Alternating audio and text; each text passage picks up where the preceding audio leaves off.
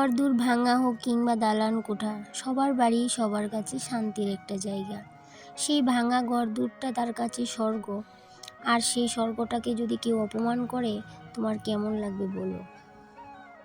ঠিক সেই অপমানটাই গতকালকে আমি ফিল করেছি।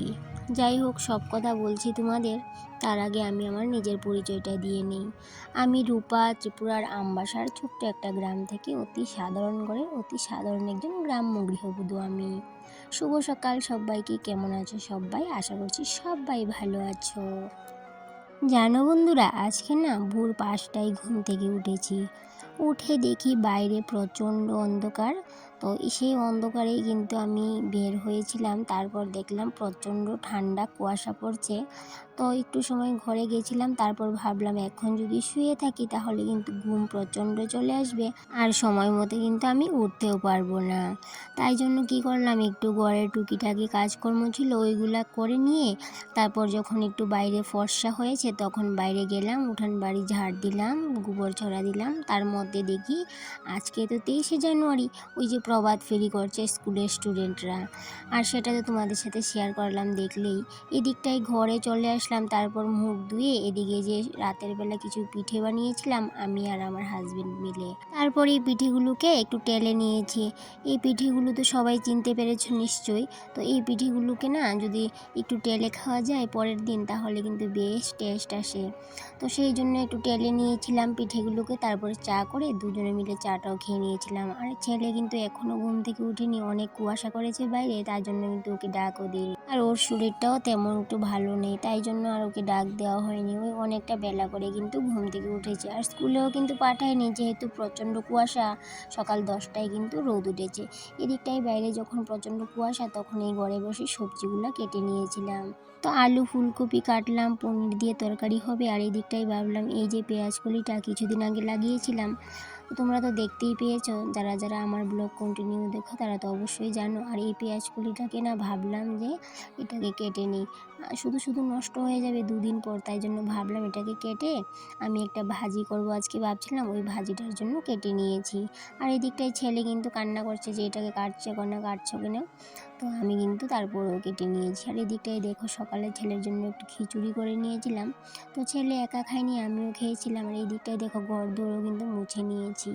আর কি হয়েছে বলো তো, তোমাদের তো বললাম যে একটা কথা তোমাদের সাথে শেয়ার করব। আমি যখন ঘর দৌড় মুছেছিলাম তখন কিন্তু একজন ভদ্রলোক আমাদের বাড়ি এসেছিল ওই কাজের সূত্রে বলতে ওই পঞ্চায়েত থেকে এসেছিল। তো যাই হোক, ওই ভদ্রবেশী লোকটা নামই ভদ্র, কিন্তু আসলে উনি ভদ্র নন, আসলে উনি একজন অভদ্র লোক। তো যাই হোক, আমি বলছি তোমাদের, তার আগে দেখে নিই আমি কি রান্না করেছি। এই দিকটাই দেখো আমি রান্না করেছিলাম এই যে ফুলকপি, আলু, তারপরে ওই যে পেঁয়াজ কুলিটা এনেছিলাম। পেঁয়াজ কুলিটা দেখতে পাচ্ছ কিনা জানি না, একদম কিন্তু মজে কি হয়ে গেছে বোঝাই যাচ্ছে না। তো তারপরও তোমাদেরকে দেখাচ্ছি, আঙ্গুল দিয়ে একটু একটু দেখা যাচ্ছে, হয়তো বা বোঝা যাচ্ছে এই যে সবুজ কালার একটু একটু। আর এই দিকটায় দেখো ভাত করেছি, গরম গরম ভাতটাও করে নিয়েছি। তো তোমরা হয়তো ভাববে যে রান্না করাটাও কি দেখাতে হয় নাকি।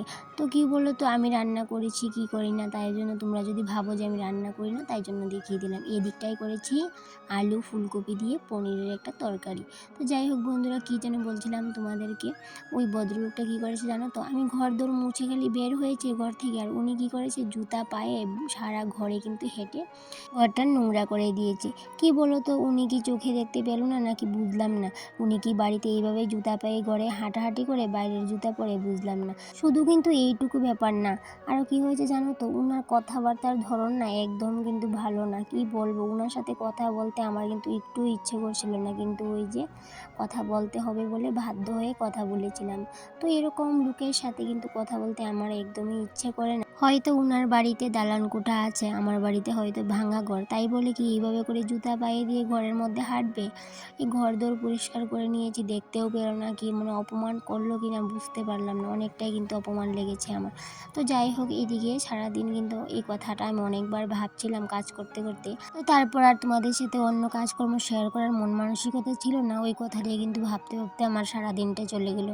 আর এদিকটাই দেখো সন্ধ্যাবেলায় রুটি করেছিলাম, তারপর রান্নাটাও করে নিয়েছি।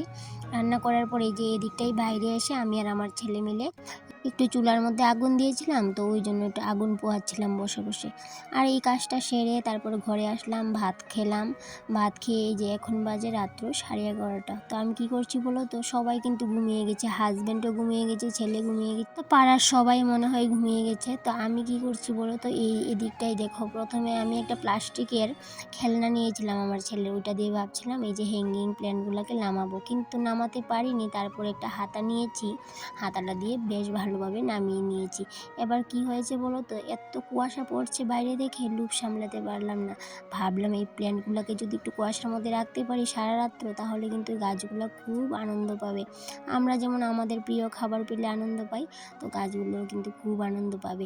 তাই জন্য এই যে রাত কি 11:30 12টা কিছুই মানলাম না, এই যে রাত্র করে সবগুলাকে বার করে দিলাম। এই দিকটাই আজকের ব্লগটা এই পর্যন্তই এন্ড করে নিলাম। তোমরা সবাই ভালো থাকবে, সুস্থ থাকবে, টাটা।